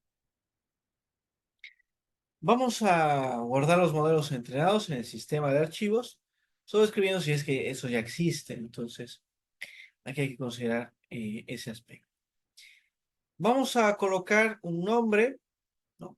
Modelo, en general en diccionarios, utilizamos os.path to join, la ruta de base, lo de reemplazo y el modelo. Y aquí podemos utilizar write y overwrite SafePath para suscribir si existe en el caso. Por ejemplo, modelo.write nos va a escribir, y overwrite sobreescribir, guardándolo en una ruta concreta. Y en este caso es la ruta de los modelos. Entonces vamos a utilizar login.info, el modelo del nombre, y tenemos el manejo de excepciones. Bien, entonces ahí tenemos el manejo de excepciones para el caso de guardar modelo. Vamos a exportar algunos resultados a Excel. ¿Ya? Esta parte nos puede interesar bastante. Bien, tenemos los tiempos, la regresión de los resultados, la clasificación, el clustering, la ruta. Vamos a exportar los resultados y tiempos de archivo de Excel en múltiples hojas. Entonces, una hoja de tiempos. Vamos a colocar aquí el paso y su duración, ¿no? Para enlistar cada uno de los procesos que hemos utilizado. Luego tenemos la hoja de regresión, que aquí colocaríamos el modelo y el RMC como métrica de error. Tenemos la clasificación, el modelo, el área bajo el C y luego, si tenemos clustering, utilizando el modelo de Camis, ¿bien? Y se obtiene también el writer, ¿no? De Excel. En un login y un login error. Bien, ahora sí, vamos a generar el informe PDF. Bien, anteriormente habíamos creado, bueno, un Excel con cada elemento. Y ahora vamos a generar un PDF. Hemos generado un Excel, ahora un PDF. Pues muy bien, ¿qué podemos hacer? Aquí podemos colocarle pues nuestros gráficos. Veamos, vamos a utilizar Canvas, aquí tenemos la ruta, el detector del tamaño de las cartas, ¿no? Y la fuente. Aquí tenemos el título, informe de pipeline de Machine Learning, las posiciones, vamos a colocarle un resumen que dará diferentes posiciones, utilizamos una text.split y lo agregamos. Luego vamos a agregar gráficos, ¿bien? Utilizamos plot, ¿no? Plot paths, que utilizamos en algunos casos, y la posición la modificamos, ajustar la posición y el tamaño de la imagen según sea necesario, y para cada caso, ¿no? Luego finalizamos el PDF con un login.info en informe de PDF general. Y vamos a tener un login error, un error al generar el informe, que también lo vamos a guardar en la instructiva, ¿no? De E.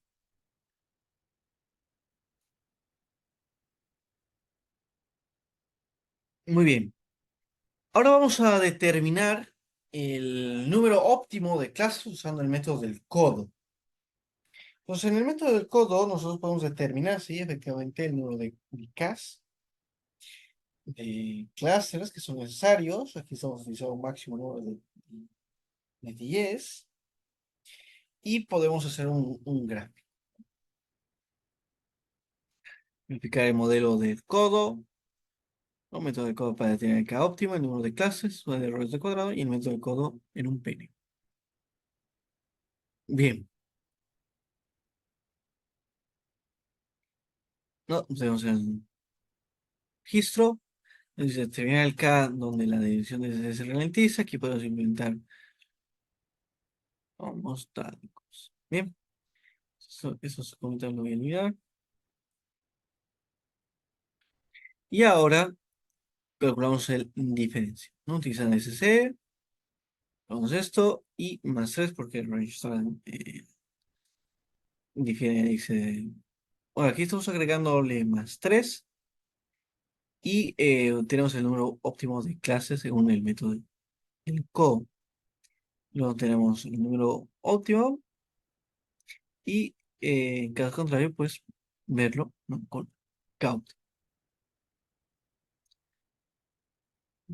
Bien, y aquí pues está la gran parte interesante, es el main function, ¿no? Donde va a correrse todo. Bien, vamos a ver la función principal para ejecutar todos los pipelines. Iniciamos el tecnología total, ¿no? Con total start time, time to time. Vamos a ver la conexión de PySpark con SQLite. Entonces ahí tendríamos eh, las direcciones de la base de datos y el de JDBC. Y vamos a verificar que el drive JDBC exista. Entonces, si existe, y si lo encuentra, pues eh, noticia. Bien, vamos a tener ahora la URL del JDBC para SQLite, jdbc.sqlite. Inicializamos la sesión de Spark. Bien. Y ahora cargamos los datos a PySpark, ¿no? Iniciamos una sesión. Y ahora cargamos los datos a PySpark, que tenemos transactions, SQL JDBC y lo carga. Luego vamos a hacer una exploración y limpieza de datos con SQL en Spark, aquí con algunos datos agregados y filtros. Guardamos los resultados y ya está.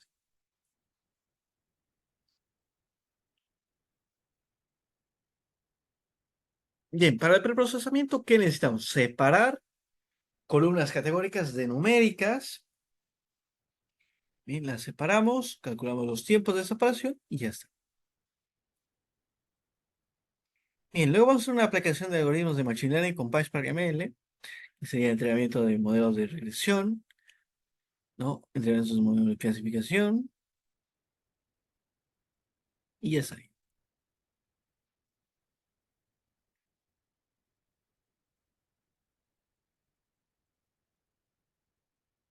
Muy bien, y ahora vamos a visualizar la regresión lineal, por ejemplo, si es que fuera o visualizar la curva de ROC para clasificación logística. Entonces aquí tenemos las predicciones, el mejor modelo, eh, los resultados, la curva de ROC, ¿no? La figura que vamos a utilizar, nuestra visualización, utilizar la curva de ROC de clasificación logística optimizada. Y aquí utilizamos los datos que tiene ¿no? La persona. Y que tenemos tasa de falsos positivos, tasa de verdaderos positivos y una clasificación. Bien, ahora sí, vamos a visualizar los resultados de K-means clustering. Clustering results, utilizamos K-means model.transform y utilizamos un compose, ¿no? Para guardar, ¿no? Para guardar la información. Los resultados de K-means clustering, tenemos un clustering, el número de transacciones y la visualización de K-means clustering guarda. Bien, luego vamos a visualizar la distribución de características TF y DF. Utilizamos TF y DF, TXDF sample, TF y DF features, ¿no? Y trabajamos. Bien, vamos a crear una figura en Matplotlib y el histplot, ¿no? Un diagrama un histograma, ¿no? Le colocamos el título, distribución de la norma de características TF y DF. El título en X sería norma TF y DF. La frecuencia, pues quede como etiqueta ahí. Bien, luego tenemos Bien, y tenemos que trabajar. Tenemos la visualización de características de WordBack usando PSA, por ejemplo, para facilitar un poco el trabajo. Entonces aquí utilizamos el... ¿Dónde está? No, utilizando PSA. Utilizamos PSA, por ejemplo, dos componentes. Lo tenemos y ya está, ¿no? La figura es Sketchpad y luego nos retira.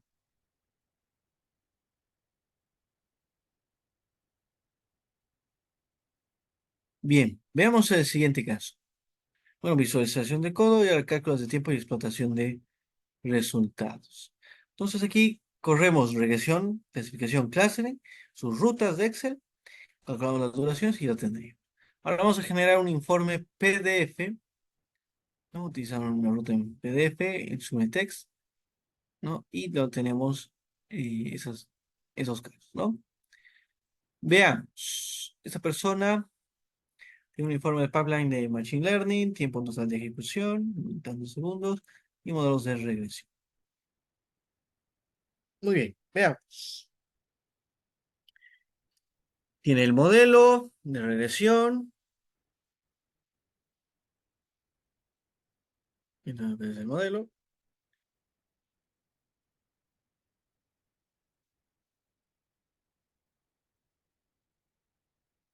Bien, y ahora, pues calculamos, ¿no? Modelos de clasificación con AUC, modelos de regresión con RMC. Tenemos un modelo de camis y calculamos el silhouette, ¿no? Silhouette score, es el resultado. Y guardamos los modelos preentrenados. Bien. Y ahora nos guardamos los modelos y ya está. Muy bien. Entonces a esto lo vamos a correr una vez más. Y ahora vamos a esperar un momento. Vamos a ver cuánto tiempo demora en procesarse.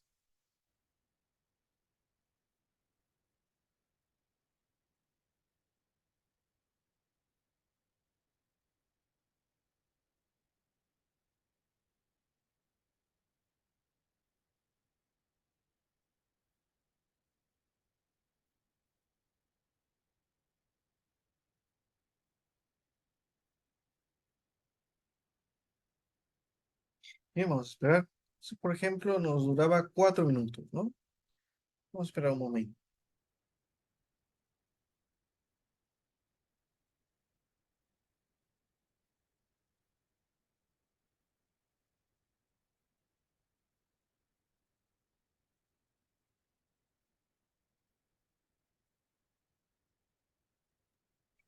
Disculpe, profe, una consulta. Dígame.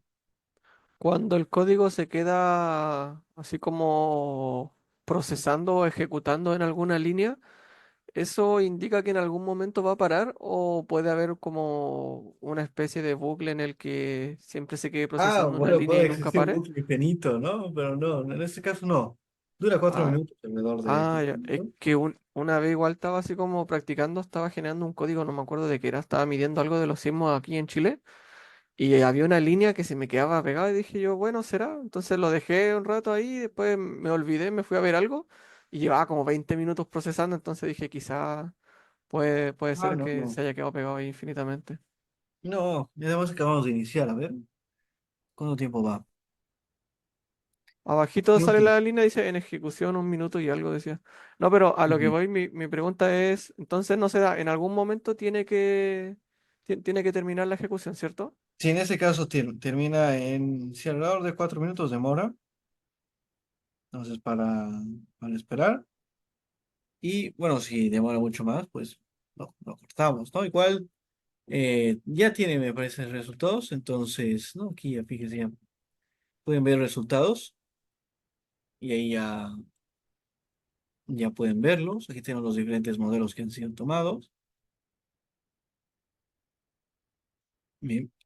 Y bueno, esos modelos ya existen, entonces, bueno, hay que usarlos.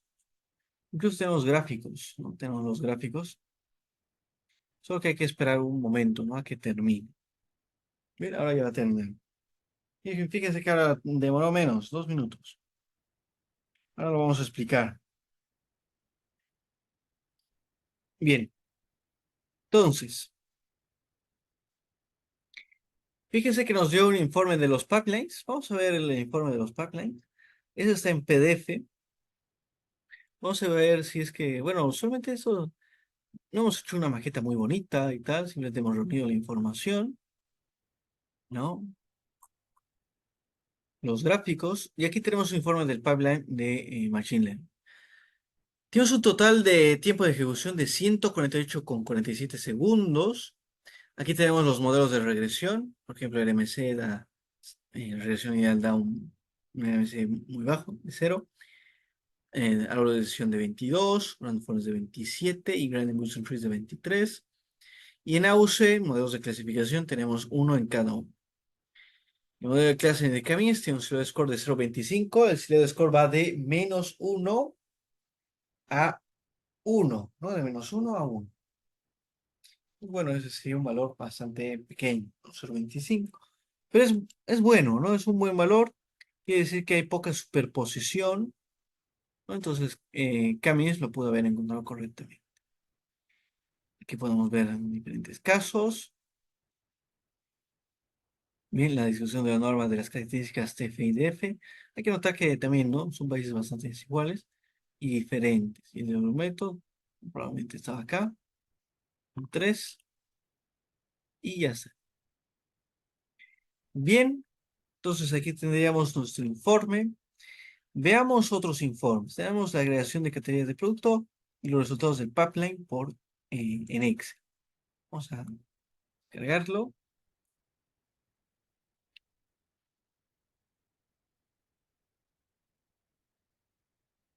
Y aquí tenemos los tiempos de ejecución. Fíjense, tenemos los tiempos de ejecución en pasos y duración. Entonces aquí tenemos que Gradient Evolution Trees son de los más exigentes en tiempo. La evaluación y ajuste de modelos son los más exigentes. Y el tiempo total, ¿no? 158. Entonces hay que considerar esto. Bien, tal vez es un promedio, ¿no? Pero hay que considerar esto para ver este tema, para optimización de este tema. Muy bien. Luego tenemos agregaciones de categorías por producto.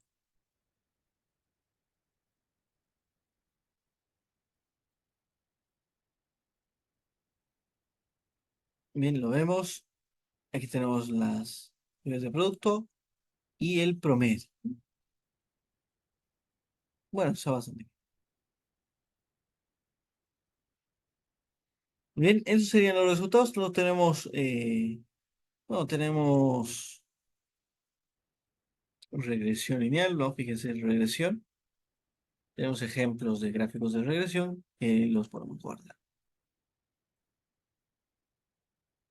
Muy bien, y aquí tenemos todos los modelos. No, todos esos modelos fueron entrenados y vamos a hacer un hypertuning para mejorar sus precisiones y tenerlo un poco más avanzado.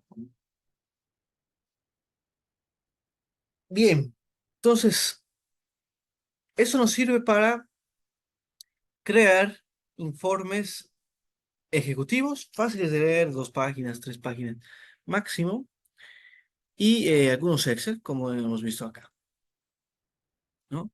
Aquí tenemos los resultados de regresión, los resultados de clasificación y de clase. Y también tenemos los tiempos de ejecución para verlos en cada punto cuál ha fallado. Pues por lo general, fíjense que está fallando el Evolution Trees y Evolution y Ejecution Modelos. Y no serían aquellos que están más utilizados, se necesita mayor tiempo para ello. Muy bien, ahora sí, preguntas. Preguntas. Aquí hemos visto una a la Z, es decir, desde tomar los datos hasta generar un informe, ¿no? Para que ustedes vean cómo se puede crear con Excel, con PDF, diferentes informes. Y luego, pues, se pueden utilizar en sus trabajos, mejorándolo, por supuesto, y contextualizando. Bien, preguntas.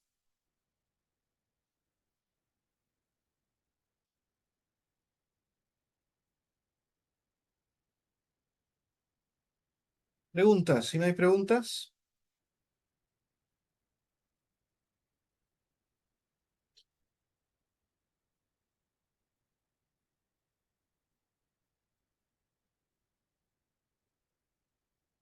Muy bien. No hay preguntas, entonces eh, vamos a terminar. No sé si nos alcanza un tema adicional, o sea, aparte de este, ¿no? Tenemos 15 minutos. No, me parece no nos alcanzaría. Bueno, de todas formas, todo está cargado en los notebooks. Ahí pueden encontrar todos los temas que hemos trabajado en cuadernos. Parece que es un TXT en cuadernos. Ahí estarán todos los modelos, bueno, todas las tecnologías que hemos utilizado. Y hemos visto acá un informe de A a la Z hasta reportería, ¿no? Como programar algo de reportería, desde web scraping, ¿no? Pasando por creaciones de base de datos, ¿no? Haciendo consultas de SQL, separando, haciendo modelos de machine learning y al final entregar un reporte. Muy bien. Entonces, bueno, si no hay más preguntas, vamos a terminar de comentar. Yo creo que ustedes muchos ya lo han trabajado.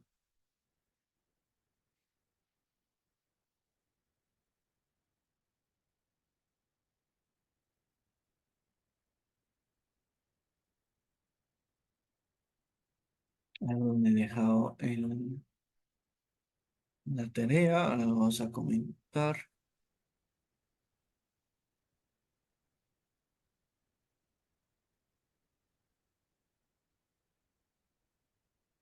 Mm, no, ahí lo he dejado. Ta, ta, ta, ta, ta. Disculpe, Vamos a ver. profe, Sí.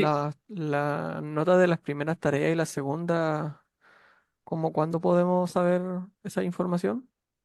Ah, la siguiente semana va a estar, Ah, ya, ok. Gracias, profe. ¿no? Porque el examen lo habíamos organizado. A ver, se los he compartido, ¿no? A ver, por aquí está. Claro, nos dijo que mañana creo que Mañana terminamos, para ¿no? el domingo se entrega una tarea y después Cuestionario para... de... Sí, aquí está.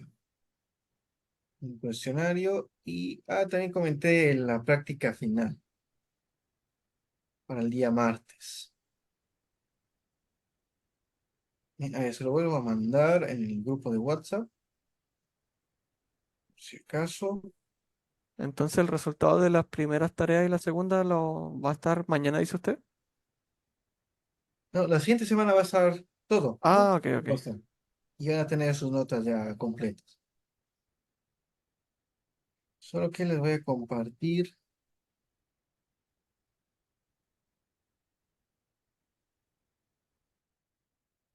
mm,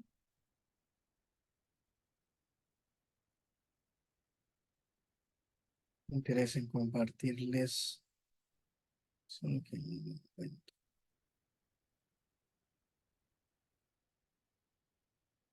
Si era esto.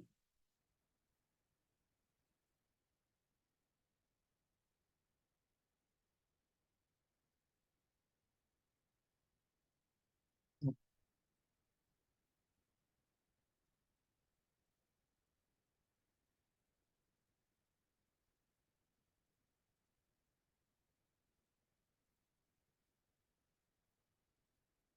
bueno, se lo voy a compartir así. Entonces, el día de mañana es el cuestionario. Tenemos el cuestionario y luego el día martes es la práctica final, ¿no?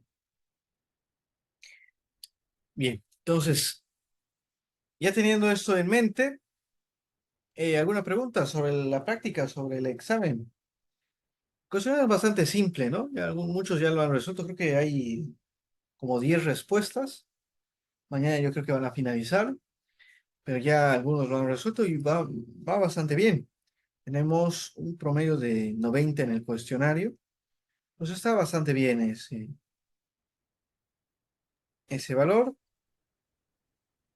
Y luego la parte práctica, que es bastante importante, también, ¿no? No hay que descuidarla, ¿no? Vamos a calificarlo, no sé si lo hemos colocado por acá, al inicio, 50-50, bien, 50-50, para obtener las notas, ¿no? La parte práctica y la parte del examen, del cuestionario. ¿Cuál fue la tarea uno?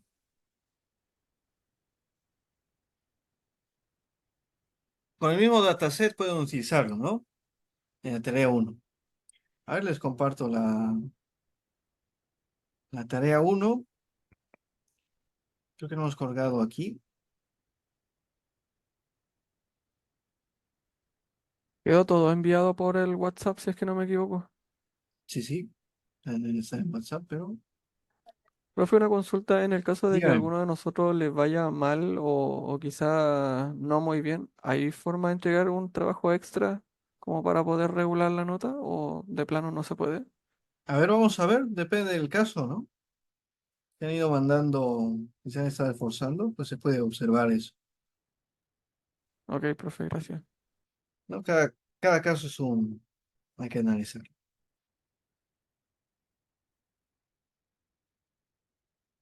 ¿no? Igual está acá, a ver, espérenme un segundo, aquí está. Toman un dataset, es la tarea uno, ¿no? Toman un dataset y realizan un informe usando PySpark con estadística descriptiva. Entonces, ese dataset lo pueden utilizar en la tarea 2, en la tarea 3, etcétera. Entonces, eh, eso también hay que ¿no? Eso también hay que considerar que la tarea uno puede utilizarla, el dataset de la tarea uno puede utilizar para este caso, para la tarea uno, 2 y 3. ¿No? Si la idea es que tengan un dataset interesante, ¿no? Con al menos 6 columnas, los que tengan más o menos un dataset interesante que puedan utilizar. Bien, ¿alguna otra pregunta? ¿Alguna otra pregunta? Profesor, Sí, solamente había tarea uno, tarea 2 y bueno, el formulario, que es la tarea 3, vendría a ser el formulario, solamente No, la tarea 3 era esta, ¿no? Era de la práctica final. Perfecto. esa, práctica, sí, exacto. Ah, vale, vale, ya vale. Gracias, gracias por la Práctica precisión. final. A ver, si solo que creo que la modifiqué un poco, ¿no? Por eso no la quería. Ay, Les mandé al grupo de WhatsApp igual, sí, sí, tarea uno, siempre tengo, tarea y 2. esa última es la tarea 3. Claro, la tarea 3 es la práctica final, ¿no? Sí, sí. La ¿podrías tarea de 3, profesor, favor sí, mostrar la tarea bueno, 2, por La favor? 2, Sí, creo que no estaba en el grupo, por ahí favor. está. Ah, no, eso no, esto no. ¿Dónde están las tareas? La 2 hacía en base a la primera, profe. Ese es. Era plantear habría un problema de clasificación, habría un problema de regresión y aplicar Spark ML, el módulo de Machine Learning de Spark para trabajar, para procesar esos datos y obtener resultados. Ok, muchas gracias.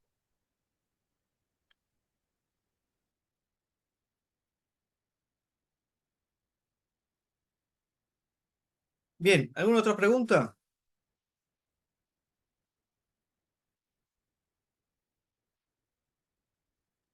De mi parte todo claro, muchas gracias. Listo, gracias, Manuel. Bueno, si no hay más preguntas, ahora creo que mandaron alguna.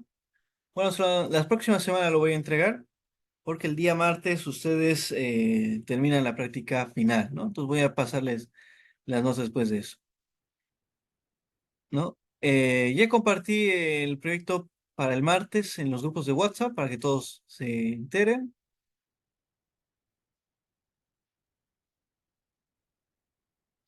y eso sería. Muy bien. ¿Alguna otra pregunta?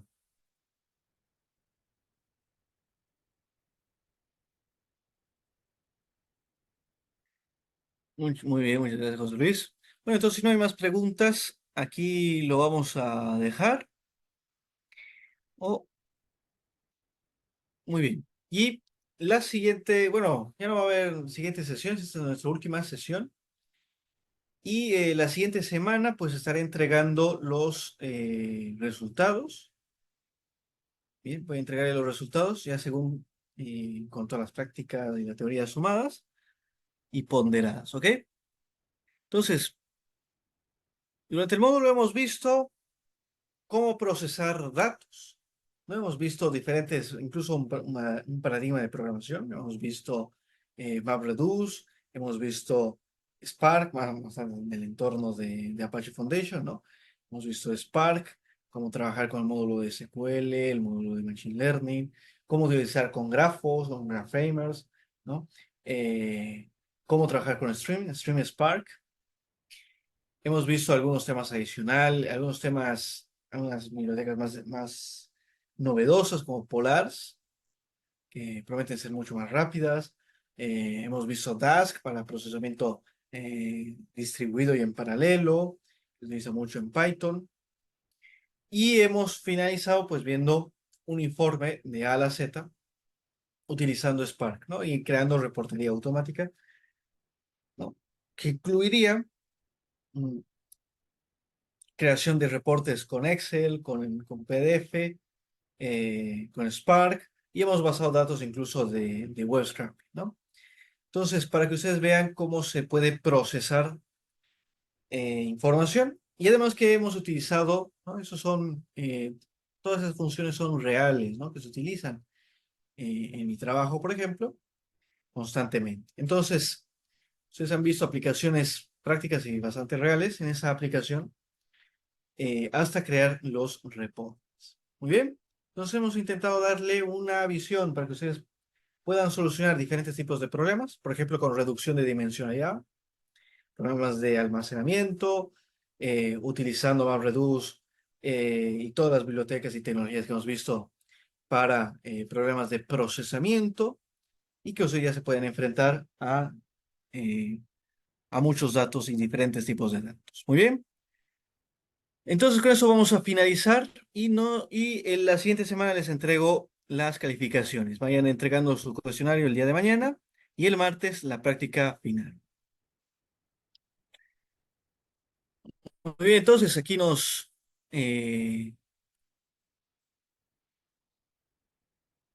vamos a finalizar, ¿no? Muchas gracias, profesor. Excelente las clases. Ahora a seguir practicando. Muchas gracias. Hasta luego. Que esté muy bien. Entonces, hasta la próxima. Muchas gracias. Muy bien, muchas gracias, buenas noches. Gracias.